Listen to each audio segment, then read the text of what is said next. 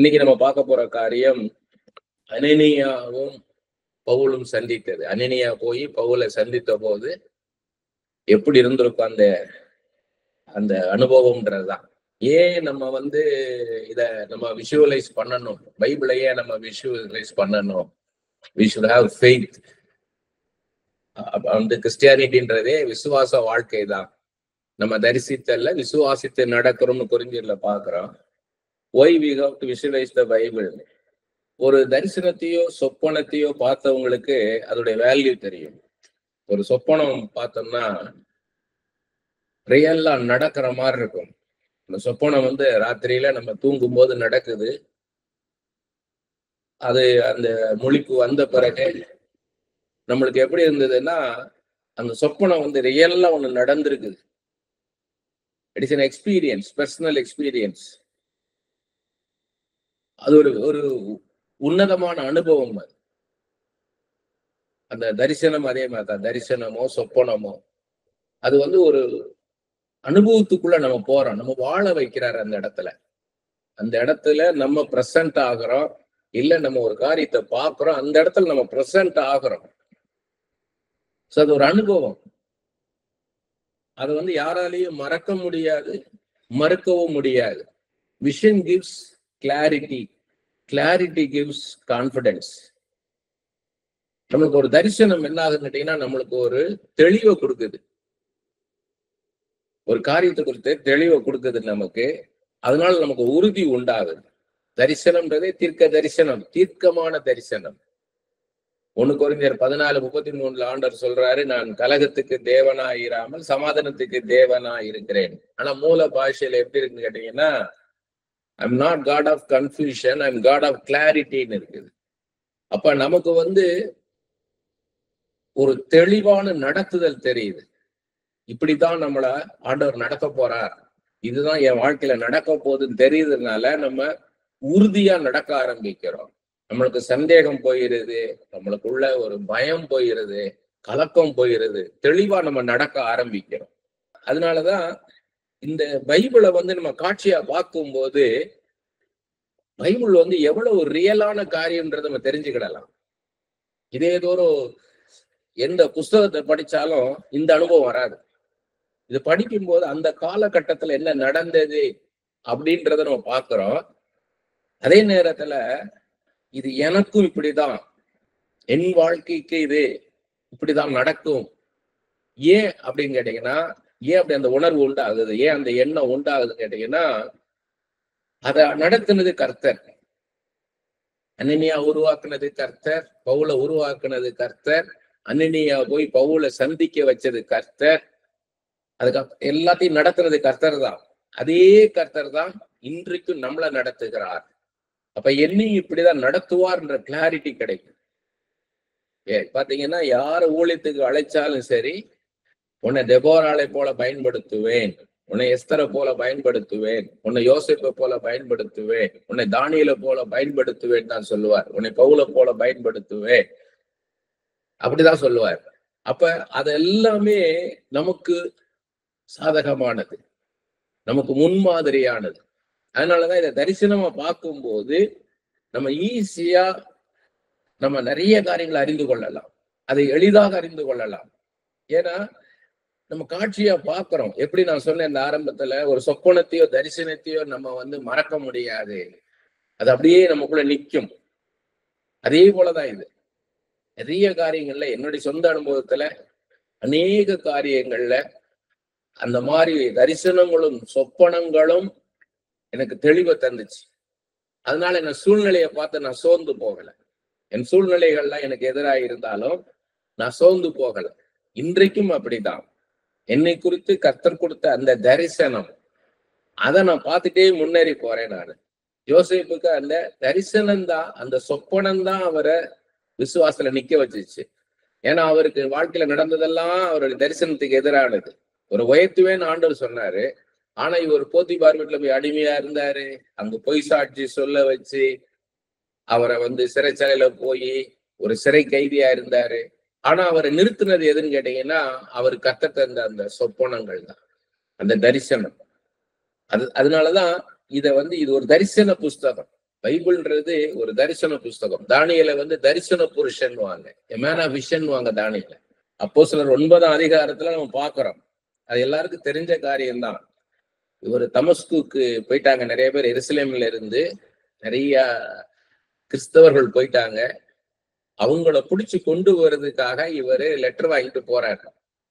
பவுல் போற வழியில தான் அங்க இயேசு கிறிஸ்தவரை சந்திக்கிறாரு. அங்க அவருடைய வாழ்க்கை மாறுது. அத வந்து வில்லியம் பார்க்லே சொல்றாரு, it is not a conversion, it's a சரண்டர்ன்றார். அவரு அங்க மாறல, அவரு அங்க வந்து டோட்டலா ஆண்டவர்கிட்ட வந்து ஒரு சரண்டர் ஆகிறாருன்றார். அப்படிதான் நடக்குது அங்க. ஆனா அதுல பாத்தீங்கன்னா, அந்த தமஸ்குக்கு போற வழியில சந்திக்கிறதுக்கு முன்னாடி ஏன் இந்த பவுல் வந்து ஒரு பிரிலூடு தெரிஞ்சுக்கிடணும். அப்போஸ்தலர் 8ஆம் அதிகாரம் 3வது வசனம் பாத்தீங்கன்னா, சவுல் வீடுகள் தோறும் நுழைந்து புருஷரையும் ஸ்திரீகளையும் இழுத்து கொண்டு போய் காவலில் போடுவித்து சபையை பாழாக்கி கொண்டிருந்தான். இது சார்ல்ஸ் ஸ்விண்டால் பவுலை பத்தி எழுதின புத்தகத்துல ஆரம்பிக்கிறார். எப்படி ஆரம்பிக்கிறாருன்னா, ஒரு இடத்துல பிரேயர் மீட்டிங் நடக்குது. அந்த இடத்துல வந்து திடீர்னு ஒரு கூட்டம் உள்ள வருது. அந்த கூட்டம் வந்து அவங்களெல்லாம் அடிக்கிறாங்க. அவங்களெல்லாம் அடிச்சுட்டு மெயினான ஆட்களம் இழுத்துட்டு போய் அவங்களெல்லாம் காவல்ல வைக்கிறாங்க. அந்த ஹெட் யாருன்னு கேட்டீங்கன்னா, அந்த கூட்டத்துக்கு பவுல் தான். என்ன ப்ராப்ளம் கேட்டீங்கன்னா, இந்த தச்சனுடைய குமாரன் இயேசு கிறிஸ்து தான் மேசியா அப்படின்னு நிறைய பேர் ஏத்துக்கிட்டாங்க. அவங்களாம் கிறிஸ்தவர்கள் ஆயிட்டாங்க. ஆனால் இனிமேதான் மேசியா வர போறார். இந்த தச்சனுடைய குமாரன் இயேசு கிறிஸ்து மேசியா கிடையாது அப்படின்றதான் பவுலுடைய கூற்று. அவருடைய கருத்து அதுதான். அதனால யாரெல்லாம் வந்து இந்த இயேசு கிறிஸ்து தான் மேசியான்னு சொல்றாங்களோ அவங்களத்தான் இவர் துன்புறுத்துறார். அப்ப அதுல பாக்குறோம். அதே இது பாத்தீங்கன்னா, அப்போஸ்தலர் 7ஆம் அதிகாரத்துல 58வது வசனம், ஸ்தேவானை அடிச்சு கொல்லும் போது நடந்த காரியம். அவனை நகரத்துக்கு புறம்பே தள்ளி அவனை கல்லெறிந்தார்கள். சாட்சிக்காரர் தங்கள் வஸ்திரங்களை கழற்றி சவுல் எனப்பட்ட ஒரு வாலிபனுடைய பாதத்தின் அருகே வைத்தார்கள். பவுலுடைய சூப்பர்விஷன்ல தான் ஸ்தேவானை கொல்றாங்க, அடிச்சு கொல்றாங்க, கல்லு வச்சு அடிச்சு கொல்றாங்க. இதே இது பவுலே சொல்றாரு பாருங்க. அப்போஸ்தலர் 22ஆம் அதிகாரம் 20வது வசனத்துல சொல்றாரு, உம்முடைய சாட்சியாகிய ஸ்தேவானுடைய ரத்தம் சிந்தப்படுகிற போது நானும், பவுல் சொல்றாரு, நானும் அருகே நின்று அவனை கொலை செய்வதற்கு சம்மதித்து அவனை கொலை செய்தவர்களின் வஸ்திரங்களை காத்து கொண்டிருந்ததையும் இவர்கள் அறிந்திருக்கிறார்களே என்றேன். இவ்வளவு பெரிய ஒரு டெரரிஸ்ட் மாதிரி கிறிஸ்தவர்களை பாழ்படுத்தின ஒருத்தரை கர்த்தர் வந்து எப்படி சந்திக்கிறார் பாருங்க. இது நமக்கு ப்ராஃபஸி. இன்னைக்கு ஆண்டவரை வந்து மறுதலிக்கிறவங்க, ஆண்டவரை வந்து அறிந்தும் இல்ல இவரை நம்ப மாட்டேன், இவர் என்ன செஞ்சாரு, எனக்கு ஒரு நன்மையும் செய்யல, இவரை வணங்கி என்னத்தை கண்ட நீயே அப்படின்னு சொல்றவங்களை கர்த்தர் எப்படி சந்திப்பார்? பவுலை சந்தித்த தேவன் இப்படிப்பட்ட மனிதர்களை எப்படி சந்திப்பார்ன்றதுதான். எல்லாரும் இதே மாதிரி ஒரு ட்ரமடைஸ், இயற்கைக்கு அப்பாற்பட்ட விதத்துல ஒரு ஒரு நிகழ்வு மூலமாக பவுலை சந்திக்கிறார். அப்படி போல எல்லாரும் சந்திப்பாருன்னு சொல்ல முடியாது. ஒவ்வொருத்தரையும் ஒவ்வொரு விதத்துல சந்திப்பார். அப்ப சிலர் இப்படி சந்திப்பார். அதுக்குதான் நமக்கு காமிக்கிறார். ரொம்ப முரடா இருப்பாங்க, நம்ம ஆண்டவரை எதிர்த்து பேசுவாங்க, பைபிளை எதிர்த்து பேசுவாங்க, நம்ம பக்தியை எதிர்த்து பேசுவாங்க, ஏளனம் பண்ணுவாங்க. என்னத்தை கண்ட நீ, இயேசுன்ற என்னத்தை கண்டன்றவங்களை எப்படி சந்திப்பார்ன்றதான். இதுல பாத்தீங்கன்னா, இவர் தமஸ்குக்கு போகும்போது ஒரு பெரிய வெளிச்சம், சூரியனை காட்டிலும் ஒரு பெரிய வெளிச்சம் வந்து இவர் மேல விழுது. அந்த 9ஆம் அதிகாரம் 3வது வசனம், அவன் பிரயாணம் போய் தமஸ்குவுக்கு சமீபித்த போது சடிதியிலே வானத்திலிருந்து ஒரு ஒளி அவனை சுற்றி பிரகாசித்தது. அவன் தரையிலே விழுந்தான். அந்த ஒளி வந்து ஒரு வல்லமையோட வருது, கீழே விழுகிற அளவுக்கு வல்லமையோட வருது. அப்பொழுது சவுலே சவுலே நீ என்னை ஏன் துன்பப்படுத்துகிறாய் என்று தன்னுடைய சொல்வர் ஒரு சத்தத்தை கேட்டான். இப்ப ஒரு சத்தம் வருது, ஒரு வானத்திலிருந்து ஒரு சத்தம் வருது, சவுலே சவுலே நீ ஏன் துன்பப்படுத்துறேன்? அதற்கு அவன், ஆண்டவரே நீர் யார் என்றான். அதற்கு கர்த்தர், நீ துன்பப்படுத்துகிற இயேசு நானே. அவ்வளவு அழகா பேசுறாரு பாருங்க. நீ என் பிள்ளைகளை என்னை துன்பப்படுத்துற, அது என்னை துன்பப்படுத்துற மாதிரி, முள்ளில் உதைக்கிறது உனக்கு கடினமாம் என்றார். அவன் நடுங்கி திகைத்து, ஆண்டவரே நான் என்ன செய்ய சித்தமாய் இருக்கிறீர் என்றான். அதற்கு கர்த்தர், நீ எழுந்து பட்டணத்துக்குள்ளே போ, நீ செய்ய வேண்டியது அங்கே உனக்கு சொல்லப்படும். இதுதான் முக்கியமான இடம். அதாவது நடுங்கி திகைத்து குருடாயிட்டாரு. ஏன்னா அடுத்த வசனத்தை பாத்தீங்கன்னா, அவனுடனே கூட பிரயாணம் பண்ணின மனுஷர்கள் சத்தத்தை கேட்டும் ஒருவரையும் காணாமல் பிரமித்து நின்றார்கள். அவங்க யாரையும் பார்க்கல, சத்தம் மட்டும் கேக்குது. சவுல் தரையிலிருந்து எழுந்து தன் கண்களை திறந்த போது ஒருவரையும் காணவில்லை. அப்பொழுது கைலாகு கொடுத்து அவனை தமஸ்குக்கு கூட்டிக் கொண்டு போனார்கள். அவன் 3 நாள் பார்வையில்லாதனாய் புசியாமலும் குடியாமலும் இருந்தான். அப்ப அந்த பார்வை போயிருச்சு. அந்த வெளிச்சம் வந்து விழுந்த போது ஒரு குதிரையில இருந்து கீழே விழுந்துட்டாரு, கண்ணு குருடா போயிருச்சு. இவங்கதான் கைலாக பிடிச்சு கொண்டாந்து இருக்கிறாங்க. இனியா இது இப்படியே இருந்திருந்தா நான் அவ்வளவுதான், எனக்கு இனி நான் குருடுதான், பார்வை போச்சுன்னு இருந்திருப்பாரு. ஆனா அங்க ஒரே ஒரு ஆறுதலான விஷயம் என்னன்னா, நீ எழுந்து 6வது வசனத்துல, நீ எழுந்து பட்டணத்துக்குள்ளே போ, நீ செய்ய வேண்டியது அங்கே உனக்கு சொல்லப்படும். ஐ டாக் டு யூன்றார். நீ தமஸ்குக்கு போன பிறகு நான் உன்னோட பேசுவேன் அப்படின்றார். இந்த ஒண்ணுதான் நம்பிக்கை அவருக்கு, பவுலுக்கு. இந்த ஒண்ணுதான், ஏன்னா கர்த்தர் பேசுவேன்றான்ட்டு. அப்ப இந்த 3 நாளும் இவர் என்ன பண்றாரு, புசியாமலும் குடியாமலும் அப்படி இருக்கிறாரு. 3 நாள் வந்து புசியாமலும் குடியாமலும் இருந்திருக்காரு, ஜெபத்துல இருந்திருக்கிறார். இந்த 3 நாளும் இவரு எப்படியெல்லாம் ஜெபிச்சிருப்பார், அதுதான் இன்னைக்கு நம்ம தியானிக்க வேண்டிய காரியம். இந்த 3 நாட்கள் எப்படி நடந்திருக்கும் அப்படின்றதுதான். இவர் வந்து புசியாமலும் குடியாமலும் இருந்தாருன்னா என்ன அர்த்தம், டோட்டலா ஃபாஸ்டிங் போயிட்டாரு, ஒரு கம்ப்ளீட் ஃபாஸ்டிங்ல போயிட்டாரு. போயிட்டு இவரு ஜெபம் பண்றாரு. ஃபர்ஸ்ட் என்ன பண்ணிருப்பாருன்னா, இவரு ரீகலெக்ட் பண்ணிருப்பாரு, எல்லாத்தையும் ரீகலெக்ட் பண்ணிருப்பாரு. இவர் பாஸ்ட் லைஃப்ல என்னெல்லாம் பண்ணினாரு அப்படின்றதான் ரீகலெக்ட் பண்ணிருப்பாரு. எவ்வளவு பேரை கஷ்டப்படுத்தினாரு. ஏன்னா அந்த இயேசு கிறிஸ்து பேசிட்டாரு, நீ என்னைத்தான் துன்பப்படுத்தினாரு, என் பிள்ளைகள் இல்ல நீ என்னைத்தான் துன்பப்படுத்தினாரு. அப்ப இவர் அதெல்லாமே நினைச்சு என்ன பண்ணிருப்பாருன்னா, அப்ப நம்ம பண்ணினதெல்லாம் தவறு, அதனாலதான் இன்னைக்கு இப்படிப்பட்ட ஒரு பனிஷ்மெண்ட் நம்ம நடக்குதுன்னு சொல்லி மன்னிப்பு கேட்டிருப்பாரு ஆண்டவர்கிட்ட. ஆண்டவரே என்னை மன்னிங்கப்பா, என்னைய மன்னியும், நமக்கு எதிராக நான் செயல்பட்டதுக்காக மன்னிங்கன்னு இருப்பாரு. தன்னுடைய பாஸ்ட் இதெல்லாம் சொல்லி சொல்லி சொல்லி மன்னிப்பு கேட்டிருப்பாரு. அதுக்கப்புறம் என்ன பண்ணிருப்பாரு, கர்த்தர் பேச மாட்டாரா, என்னோட பேசும் ஐயா, என்னோட பேசுவேன்னு சொன்னீரே, பேசும். ஏன்னா இவர்கிட்ட வந்து ஆண்டவர் சொல்லல, அங்க அனனியா மூலமா நான் உன்னோட பேசுவேன்னு சொல்லல, அங்கே உனக்கு சொல்லப்படும் தான் சொன்னார். அப்ப இவர் இங்க வந்து என்ன பண்றாருன்னா, ஜெபம் பண்ணிட்டே இருந்திருப்பாரு, ஆண்டவரே என்னோட பேசும். எப்படி இருந்திருக்கு யோசிச்சு பாருங்க. நான் நினைச்சதெல்லாம் செஞ்சவரு, ரொம்ப பக்தி வைராக்கியமா இருந்தவரு. கலாத்தியர் 1ஆம் அதிகாரத்துல சொல்றாரு, நான் வந்து ஒரு பக்தி வைராக்கியம் உள்ளவன்றாரு. அவ்வளவு வைராக்கியமா இருந்தவரு, தைரியமா இருந்தவர், ரொம்ப போல்டு பர்சன். கமாலியல் பாதத்தரையில உட்கார்ந்து முழுமையாக வேதத்தை கற்றுக்கொண்டவர். இப்ப வந்து ஒண்ணுமில்லாதவன் ஆக்கிட்டார் ஆண்டவர். ஐம் நத்திங்ற இடத்துக்கு கொண்டாந்துட்டார். இதெல்லாம் நமக்கு ப்ராஃபஸி.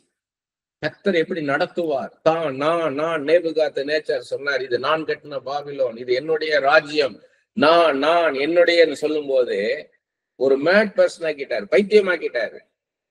நிறைய பேர் நினைக்கிறாங்க அவர் புல்லுல மேய்ஞ்சிட்டு இருந்தாரு, மாடு மாதிரி இருந்தாரு. இல்ல, அவர் அரண்மனைக்குள்ளதான் மறைவான ஒரு இடத்துல இருந்தார். ஏன்னா அவரு பைத்தியமாயிட்டாரு.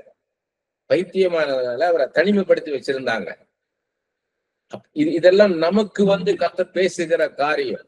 அதனாலதான் நுணுக்கமா பைபிளை படிக்கணும்ன்றது. பைபிள் வந்து ஒரு புக் ஆஃப் ப்ராஃபஸி, தீர்க்க தரிசன புஸ்தகம் இது. அப்ப அங்க வந்து இவரு 3 நாள் எப்படி இருந்திருப்பாரு யோசிச்சு பாருங்க. யூதா வீட்டுல கூட விட்டுருப்பாங்க, அவங்க கூட போயிருக்கவங்க வந்து அவருக்கு பாதுகாப்போட போயிருப்பாரு. கொண்டு போய் இது வரைக்கும் அவருக்கு பாதுகாப்பே தேவையில்லை. பாதுகாப்பு ஆள் இருந்தாலும் இவரு தான் மத்தவங்களை அடிச்சுட்டு இருந்தாரு. ஆனா இன்னைக்கு இவரை கொண்டு போய் யூதா வீட்டுல விட்டுட்டாங்க. இப்ப யூதா வீட்டுல இருக்கிறாரு.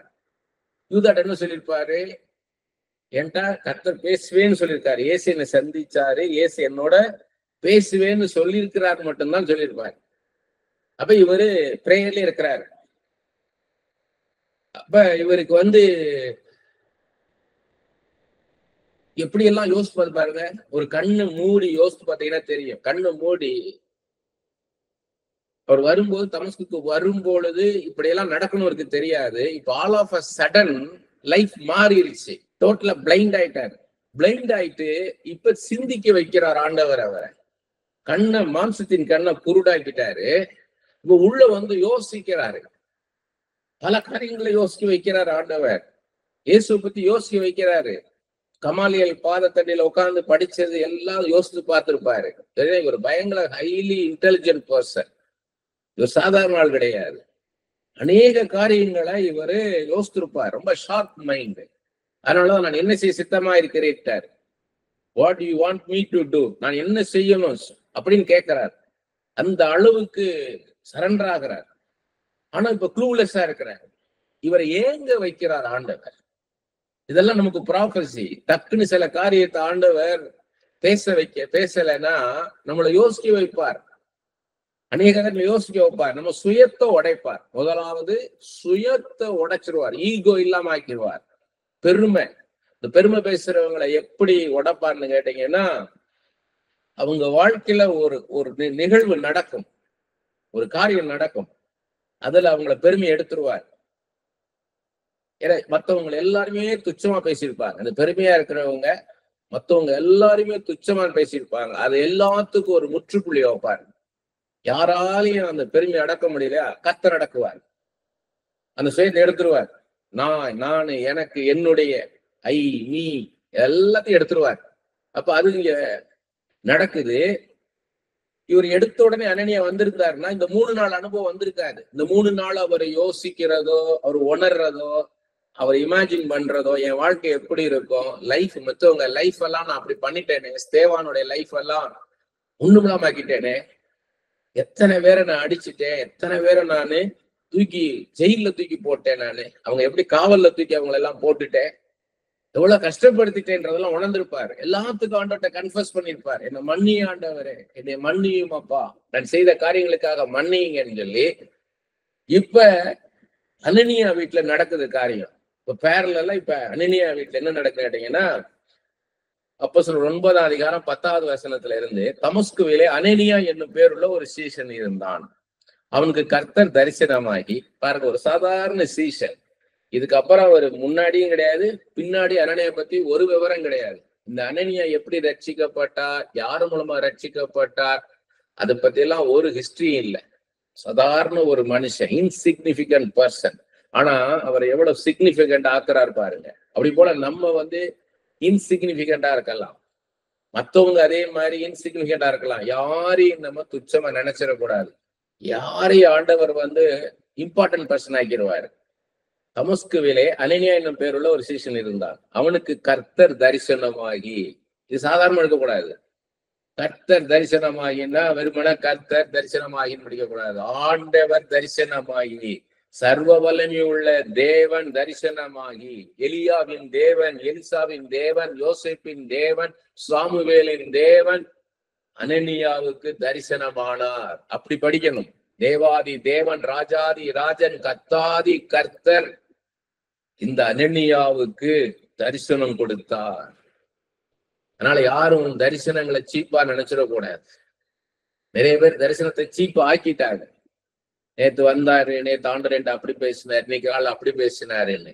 அப்படி எல்லாம் சீப்பாலாம் ஆண்டவர் இருக்க மாட்டார். பாருங்க, கர்த்தர் தரிசனமாகி அனனியாவே என்றார். அவன் ஆண்டவரே இதோ அடியேன் என்றான். அவன் திகைச்சு போல. அதெல்லாம் முக்கியமானது.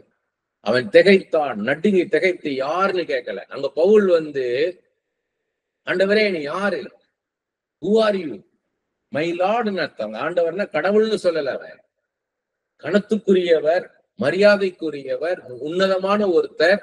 என்னோட பேசுகிறேன், நீர் யாருன்னு கேட்டார். ஹூ ஆர் யூன்னு கேட்டார். இங்க அவ அப்படி அனனியா சொல்லல. அப்படின்னு என்ன அர்த்தம்? இவரோட தொடர்ந்து பேசி இருந்திருக்கிறார் கர்த்தர். ஆண்டவர் இந்த அனனியாவோட தொடர்ந்து பேசிட்டு இருந்திருக்கிறார். அனனியாவே என்றார். அவன் ஆண்டவரே இதோ அடியேன் என்றான். அப்பொழுது கர்த்தர், நீ எழுந்து நேர்த்தெருவு எனப்பட்ட தெருவுக்கு போய். நேர்த்தெரு, ஸ்ட்ரைட் ஸ்ட்ரீட் அப்படின்னா அந்த தமஸ்கஸ்ல ஈஸ்ட் டு வெஸ்ட் நேர ஒரு ரோடு போச்சான். அதனாலதான் அது நேர்த்தெருன்றாங்க. தெருவுக்கு போய் யூதாவின் வீட்டிலே தர்சு பட்டணத்தானாகிய சவுல் என்னும் பேருள்ள ஒருவனை தேடு. அவன் இப்பொழுது ஜெபம் பண்ணுகிறான். இந்த இடத்துல பாருங்க, ஜெபம் பண்ணுகிறான்றது இந்த இடத்துல இருக்கு. இதைத்தான் அப்ப தேடுனேன் நான். அவர் ஃபாஸ்டிங் இருந்தாருன்னா பிரேயர்ல இருந்தாருன்றது. எப்படி எல்லாம் பேசுறாரு பாருங்க. 7 காரியத்தை பேசுறார். இதெல்லாம் நம்ம ஜெபம் பண்ணணும். இதே மாதிரி என்னோட பேசுங்கப்பா, இந்த அனனியாவோடு பேசுனது போல என்னோட பேசுங்கப்பான்னு கேட்கணும். என்னெல்லாம் சொல்றாரு பாருங்க. ஃபர்ஸ்ட், நேர்த்தெரு எனப்பட்ட தெருவுக்கு போ. ஸ்ட்ரீட் பேர் சொல்றாரு. யூதாவின் வீட்டிலேன்றாரு. அது யூதான்ற வீடு. அங்க தர்சு பட்டணத்தாகிய சவுல் என்னும் பேருள்ள ஒருவனை தேடு. அவன் இப்பொழுது ஜெபம் பண்ணுகிறான். அனனியா என்னும் பேருள்ள ஒரு மனுஷன் தன்னிடத்தில் வரவும் தான் பார்வையடையும்படி தன்மேல் கை வைக்கவும் தரிசனம் கண்டான் என்றார். இந்த தரிசனத்தை கொடுத்தது யாரு? கர்த்தர் தான். நான் அவனுக்கு தரிசனம் கொடுத்திருக்கிறேன். நீ அவன் மேல கை வைப்ப, அவன் கண்ணு திறக்கும், நீ அவன்கிட்ட பேசுவ, நான் பேச வேண்டியத உன் மூலமா அவன்கிட்ட பேசுவேன் சொல்லிட்டாரு பாருங்க. அவன் தரிசனம் கண்டான். அனனியா வரப்போறார். ஆனா என்ன பேச போறான்னு தெரியாது. அதற்கு அனனியா, ஆண்டவரே, இந்த மனுஷன் எருசலேமில் உம்முடைய பரிசுத்தவான்களுக்கு எத்தனையோ பொல்லாங்குகளை செய்தான் என்று அவனை குறித்து அநேகரால் கேள்விப்பட்டிருக்கிறேன். Already I know about him. எந்த அளவுக்கு பெர்சிக்யூட் பண்ணாரு, எந்த அளவுக்கு ஜனங்களை கஷ்டப்படுத்தினார் எனக்கு தெரியாண்டவரே. இங்கே உடைய நாமத்தை தொழுது கொள்கிற யாவரையும் கட்டும்படி அவன் பிரதான ஆசையில் அதிகாரம் பெற்றிருக்கிறான் என்றான். பயப்படுறாரு அனனியா, பயப்படுறாரு. இவன் பொல்லாங்கு செய்யறவன். அதற்கு கர்த்தர், நீ இப்போ அவன் புறஜாதிகளுக்கும் ராஜாக்களுக்கும் இஸ்ரவேல் புத்தருக்கும் என்னுடைய நாமத்தை அறிவிக்கிறதுக்காக நான் தெரிந்து கொண்ட பாத்திரமா இருக்கிறான்.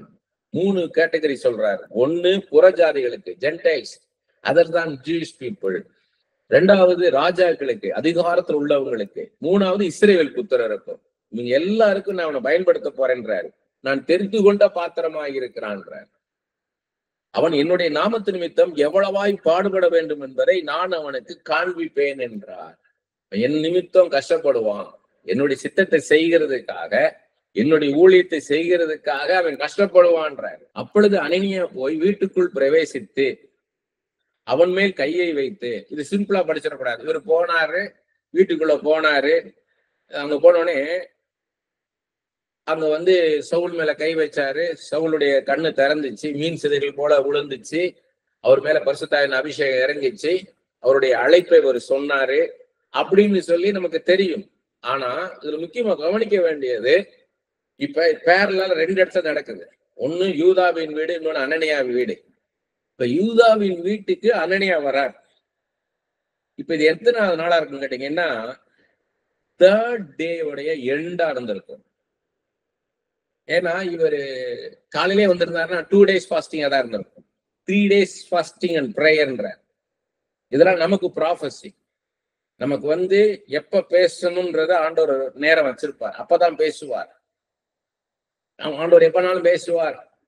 இஃப் வி ஹேவ் ஃபெய்த், அது மாதிரி இப்ப பேசுவார் அப்படின்னு எனக்கு விசுவாசம் இப்ப பேசிடுவார் அப்படிலாம் கிடையாது. ஆண்டவர் எப்ப பேசணுமோ அப்பதான் பேசுவார். அதுக்கு ஒரு டைம் வச்சிருப்பார். அது வரைக்கும் நம்மளை யோசிக்க வைப்பார், நம்மளை நிறைய ஃபீல் பண்ண வைப்பார், நமக்குள்ள பெரிய மாற்றத்தை உண்டாக்குவார். நம்ம வாழ்க்கையில மாற்றம் உண்டாருக்கு முன்னாடி நம்மளை மாற்றுவார் ஆண்டவர். ஜபம்ன்றதே அதான், நம்மளை மாற்றுகிற நேரம். நம்ம அந்த சூழ்நிலையை மாத்துங்க, இந்த சூழ்நிலையை மாத்துங்க, நம்மளை மாத்துவார் ஆண்டவர். அப்ப இங்க 3rd day எண்டு எப்பயும் அப்படி ஃபாஸ்டிங்னா ஈவினிங் 6 o'clock அந்த டே எண்ட் ஆகி நைட் ஸ்டார்ட் ஆகும் போதுதான் அந்த ஃபாஸ்டிங் முடிப்பாங்க. அந்த அந்த அந்த முறை, அந்த காலம் முறை அது. அப்ப ஒரு 6 மணின்னு வச்சுக்குவோம். அந்த 6 மணி முடியும் போது அனனியா கதவை தட்டுறாரு. யூதா போய் கதவை திறக்கிறார். அப்ப ஏற்கனவே உங்க பரிச்சயமானவங்களதான் இருந்திருப்பாங்க. இவர் என்னன்னு கேட்டிருப்பாரு, அனனியா என்ன இவ்வளவு இங்க வந்திருக்கீங்களேன்ட்டு. அப்ப அவர் கேட்ட கேட்டிருப்பாரு, தர்சு பட்டணத்தை சேர்ந்த சவுல்ன்றவர் இங்க இருக்கிறாரான்னு கேட்டிருப்பாரு. இவருக்கு ஆச்சரியமா இருந்திருக்கும். எப்படிதான் கர்த்தர் எனக்கு சொன்னாரு, ஆண்டவர் என்கிட்ட சொன்னாருன்னு சொல்லி உள்ள கூட்டு வந்திருப்பாரு. உள்ள கூட்டிட்டு வந்த உடனேயே அங்க என்ன ஆயிருக்கு யோசிச்சு பாருங்க. இதுதான், இந்த மூவ்மெண்ட் தான் ரொம்ப முக்கியம். இதுதான் ரொம்ப ரொம்ப முக்கியமான மூவ்மெண்ட். அப்ப அனனியா வந்த உடனேயே பவுலுக்கு எப்படி இருந்து யோசிச்சு பாருங்க. 3 நாளும் ஒரு குருடனா, ஒரு இருட்டுக்குள்ள வாழ்ந்த ஒரு மனுஷன். நிச்சயமா ராத்திரிலாம் அவருக்கு தூங்கி இருக்க முடியாது, தூங்கி இருக்க மாட்டார்.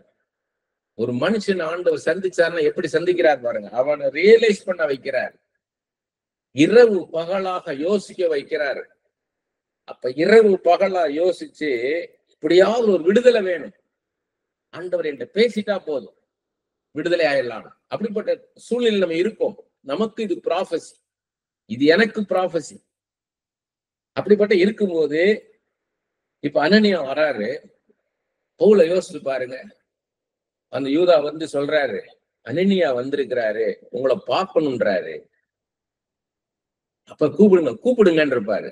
கூப்பிடுங்க. அவர் சொல்றாரு, ஆண்டவர் பேசினாராம், உங்களை குறிச்சு சில காரியங்களை பேசியிருக்காரு, உங்கள்கிட்ட பேசணுமா, இன்னொன்னே கூப்பிடுங்கன்ட்டு எப்படி இருந்து யோசிச்சு பாருங்க. ஒரு டெலிவரன்ஸ் நடக்கிற நேரம் அது.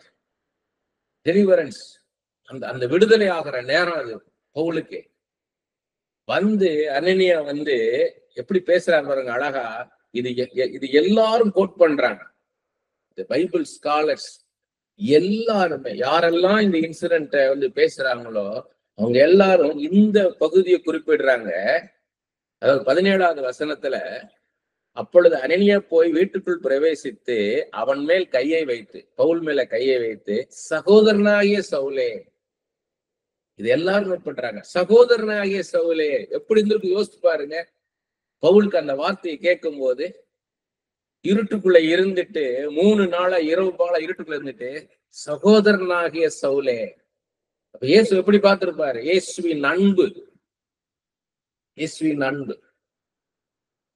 சகோதரனாகிய சவுலே, நீ வந்த வழியிலே உனக்கு தரிசனமான இயேசுவாகிய கர்த்தர், இயேசுவாகிய ஆண்டவர் நீ பார்வை அடையும்படிக்கும் பரிசுத்தாவினாலே நிரப்பும்படிக்கும் என்னை அனுப்பினார் என்றான். பாருங்க, ஒரு பெரிய ஊழியக்காரனை தூக்க போறார், கொண்டு வர போறார் ஆண்டவர் பிக்சருக்குள்ள.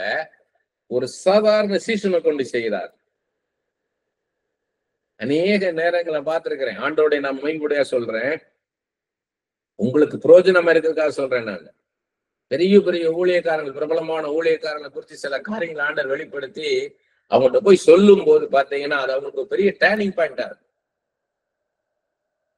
அநேக நாட்கள் இதுக்காக நான் ஜெபிச்சிருக்கிறேன் அப்படின்னு சொல்லுவாங்க. ஒண்ணு இல்லைன்னா திடீர்னு ஒரு காரியம் நடக்க போகுதுன்ற தெரியும் போது அவங்களுக்கு அதிர்ச்சியா இருக்கும், ஆச்சரியமா இருக்கும். அடுத்தது நம்மள உயர்வா பார்ப்பாங்க. ஆமே, நம்மள உயர்வா பார்க்க வைப்பாரு. ஆண்டவர் இவர்கிட்ட பேசுறாரே, அப்ப ஆண்டவர் இவர்கிட்ட பேசிட்டு இருக்கிறார். அதனாலதான் நான் எப்பயுமே சொல்றது, இன்சிஸ்ட் பண்றது, நீங்க அப்போஸ்டல் காலிங்கா, ப்ராஃபட் தான் உங்க காலிங், பாஸ்டரா, டீச்சரா, இவாஞ்சலிஸ்டா அப்படி இல்ல. a man who hears God's voice, கர்த்தருடைய சத்தத்தை கேட்கிற மனுஷன், கர்த்தருடைய சத்தத்தை கேட்கிற மனுஷின்றதா நம்மளுக்கு மிக உயர்ந்த ஸ்தானம். அது போதும். 5-fold மினிஸ்ட்ரியிலும் பவுல பயன்படுத்துறாரு. இவாஞ்சலிஸ்டா, பாஸ்டரா, ப்ராஃபட்டா, அப்போஸ்டலா, டீச்சரா, ரைட்டர், எல்லா விதத்துல அவரை பயன்படுத்தினார் பவுல. அப்படி போல நம்ம இருக்கணும். ஆண்டவருக்கு ஒரு களிமண் மாதிரி நம்ம இருக்கணும். என்னை எப்படினாலும் பயன்படுத்துங்க ஆண்டவரே. நீங்க இவாஞ்சலிஸ்டா பயன்படுத்தணுமா, இவாஞ்சலிஸ்டா பயன்படுத்துங்க. இனி டீச்சரா பயன்படுத்தணுமா, டீச்சரா பயன்படுத்துங்க. இனி ப்ராஃபட்டா பயன்படுத்தணுமா, ப்ராஃபட்டா பயன்படுத்துங்க. இனி அப்போஸ்தலா பயன்படுத்தணுமா, அப்போஸ்தலா பயன்படுத்துங்க. 5-fold மினிஸ்ட்ரி நீ பயன்படுத்துங்க ஆண்டவரே. அப்படி நம்ம இருக்கணும். 18வது வசனம், உடனே அவன் கண்களில் இருந்து மீன் செதில்கள் போன்றவர்கள் விழுந்தது, அவன் பார்வையடைந்து எழுந்திருந்து ஞான ஸ்நானம் பெற்றான். அனனியாதான் ஞான ஸ்நானம் கொடுக்கிறாரு பவுலுக்கு. பின்பு அவன் போஜனம் பண்ணி பலப்பட்டான். சவுல் தமஸ்குல உள்ள சீசரனை சில நாள் இருந்து தாமதமின்றி, தான் முக்கியம், வித்தவுட் எனி டிலே, தாமதமின்றி கிறிஸ்து தேவனுடைய குமாரன் என்ற ஆலயங்களை பிரசங்கித்தான். எங்க வந்து எதுக்காக வந்தாரோ அதுக்கு ஆப்போசிட்டா அவர் எல்லாம் பண்றாரு. இவங்களெல்லாம் அரெஸ்ட் பண்ணி கொண்டு போக வந்தவர், ஆனா இப்ப என்ன பண்றாரு, ஆப்போசிட்டா பேசுறாரு. இந்த மேசியா கிடையாது, இந்த தச்சனுடைய குமாரன், இந்த இயேசு கிறிஸ்து மேசியா கிடையாதுன்னு சொன்னவர், இல்ல இவர்தான் ஆண்டவர், ஆண்டவர் மாம்சத்துல வந்திருக்கிறார், இயேசு கிறிஸ்து இவர் தான் மேசியா அப்படின்னு சொல்ல ஆரம்பிச்சிட்டாரு. அதுக்கப்புறம் பார்த்தீங்கன்னா எல்லாம் தெரியும் நமக்கு. இவர் வந்து அங்க ஆப்போசிஷன் வருது. உடனே இவர் என்ன பண்றாருன்னா, இங்க இருந்து அரபி தேசத்துக்கு போறாரு. அது கலாத்தியர் 1ஆம் அதிகாரத்துல இருக்குது. அரபி தேசத்துல உள்ள சீனாய் மலைக்கு போறாரு. அங்க முழுக்க இவருக்கு ஆண்டவர் டீச் பண்றாரு. டே அண்ட் நைட் டீச் பண்றாரு. டீச் பண்ணி அதுக்கப்புறம் திரும்பவும் இங்க வந்து அவரு ஊழியம் பண்றாரு. இங்க இருந்து எஸ்கேப் ஆகுறாரு. இங்க இருந்து எஸ்கேப் ஆகுறது எப்படி பண்ணாரு, அப்ப அனனியா தான் ஹெல்ப் பண்ணிருக்கணும். அனனியா வந்து எல்லாரும் இன்ட்ரோடியூஸ் பண்றாரு, இருக்கிறவங்கள்ட்ட எல்லாம் இன்ட்ரோடியூஸ் பண்றாரு. எப்படி இருந்திருக்கு யோசித்து பாருங்க. பவுல் வந்து வர்றாருன்னு எல்லாரும் பயந்துருப்பாங்க. ஒரு ஜெப கூட்டம் ஒரு இடத்துல நடக்குது, அனனியா வந்து பவுலை கூட்டிட்டு வர்றாரு. எப்படி இருந்திருக்கும் யோசித்து பாருங்க. அந்த சீன்லாம் ஆண்டவர் செய்யற அற்புதம் இதெல்லாம். அவர் உள்ள வரும்போது எப்படி இருந்திருக்கும், ஐயோ இந்த பவுலா, இந்த சவுலான் இருப்பாங்க. இல்லை, இப்ப இவர் அப்படி இல்லைன்னு சொல்லி என்ன சொல்லியிருப்பாங்கன்னா, உங்க சாட்சியை சொல்லுங்கன்னு இருப்பாங்க எல்லா இடத்துலயுமே. அப்போஸ்தலர் 26ஆம் அதிகாரத்துல பாத்தீங்கன்னா பவுலை குறிச்சு சொல்றாரு ஆண்டவர், நான் உன்னை ஊழியக்காரனாவும் சாட்சியாகவும் ஏற்படுத்தினேன். அநேகரை வந்து என்ன பண்ணுவாருன்னா, நம்ம வாழ்க்கையில என்னெல்லாம் செய்தாரோ இத எல்லா இடத்துலயும் சொல்லுவார். அந்த சாட்சி. ஏன்னா இயேசு கிறிஸ்து பத்தின சாட்சி தீர்க்க தரிசனத்தின் ஆவியா இருக்கின்றது. வெளிப்படுத்தின விசேஷத்துல testimony about Jesus Christ is the spirit of prophecy for others. அவங்களுக்கு அது தீர்க்க தரிசனம், எனக்கும் கர்த்தர் செய்வார். நான் ஏற்கனவே பலமுறை சொல்லியிருக்கிறேன். நான் ஒரு பெரிய பிசினஸ் மேன், சென்னையில் உள்ள ஒரு மிகப்பெரிய பிசினஸ் மேன். அவங்க ஒரு பெரிய ஃபேமிலி. அதுல ஒருத்தர் வந்து விட்ச்கிராஃப்ட் பண்ணி அவர் முழுக்க அடைபட்டு போயிட்டார். பயங்கரமா அதை என்ன சொல்றது, ஒரு பயம், வெளியவே வராம ஒரு ரூம்குள்ளே அடைபட்டு இருந்தார். சில வருஷங்களா அப்படி இருந்திருக்கிறாரு. அப்ப என்னை ஒரு நாள் ஒருத்தர் கூட்டிட்டு போறாரு. அங்க கூட்டிட்டு போய் நான் ஜெபம் பண்றதுக்காக கூட்டிட்டு போறாரு. அப்ப நான் வந்து ஒரு விட்ச்கிராஃப்ட்னா டெலிவரன்ஸ் மினிஸ்ட்ரி பண்ணணும் அப்படின்னு சொல்லிட்டு நான் போறேன். அங்க போனா ஆண்டவர் வந்து என்னுடைய சாட்சியை சொல்றாரு. என் சாட்சியை அதுவும் சுருக்கமா சொல்லு போதுன்றாரு. எலாபரேட்டா சொல்ல வேண்டாம், சுருக்கமா சொல்லுனாரு. ஒரு 10-15 நிமிஷம் தான் சொல்லியிருப்பேன். நான் சொல்லி முடிக்கும் போது பாத்தீங்கன்னா அவருக்கு விடுதலை ஆயிட்டார். டெலிவரன்ஸ் ஆயிடுச்சு. அவருக்கு டெலிவரன்ஸ் ஆயிடுச்சு. ஏஞ்சல்ஸ் நான் பாக்குறேன், சுத்தி வர ஏஞ்சல்ஸ் இருக்காங்கன்றாரு. சுத்தி வர ஏஞ்சல்ஸ் வந்துட்டாங்கன்றாரு. சந்தோஷமாயிட்டாரு. நான் வந்து அது ஒரு தூக்கத்துல இருந்து பல வருஷங்களா ஒரு கோமா ஸ்டேஜ்ல இருந்து வெளியே வந்தா எப்படி இருக்குமோ, சுயநினைவு வந்தா எப்படி இருக்குமோ அப்படி சொல்றாரு எல்லாமே. அப்ப அவங்க ஒய்ஃப், அவங்க வாலிப பிள்ளைகள் எல்லாம் ஓடியாந்துட்டாங்க. எல்லாருக்கும் சந்தோஷம். அவ்வளவு ஒரு பெரிய டெலிவரன்ஸ். எந்த சொத்து கிடைக்கணுமோ, ராத்திரி இது நடந்தது. இது நான் காலையில பாத்தீங்கன்னா அடுத்த நாள் காலை ஒரு 12 மணிக்கு போன் பண்றாரு. அவருடைய வர வேண்டிய அவ்வளவு சொத்து அவருக்கு வந்து கிடைச்சிருச்சு.